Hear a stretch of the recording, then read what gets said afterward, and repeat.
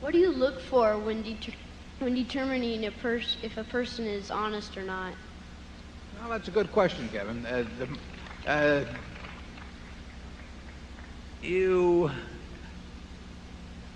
I think generally Charlie and I can do pretty well with the situations we see, but we have to have some evidence of behavior in front of us, and I would say even there's some occupations where we're going to expect to find a higher percentage of people who behave well than in others.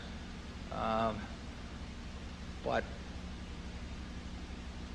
if we work with someone over a period of a few months or more, I think we can come up with a pretty high batting average in terms of how they behave. At Solomon, I think I was able to separate out the people who I felt very good about and the people I was a little more nervous about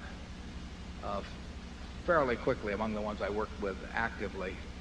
But how you spot that precisely,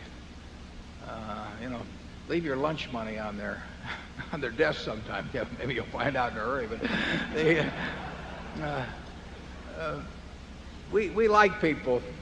The great example, is somebody like a Tom Murphy, where they're just bending over backwards all the time to make sure that you get the better end of the deal, or that doesn't mean they aren't competitive. I mean, if you play him a golf game for money or something like that, he wants to win the worst way. But there are people that they don't take credit for things that they didn't do. In fact, they give you credit for some of the things that maybe they did, and you can get a feel for it over time. Charlie, you have any good guidelines on that? Yes, I think that people leave track records in life, and so somebody at your age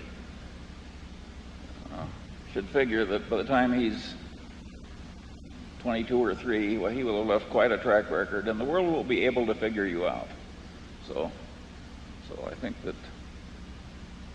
track records are very important, and if you start early trying to have a perfect record and in some simple thing like honesty, you're well on the way to success in this world.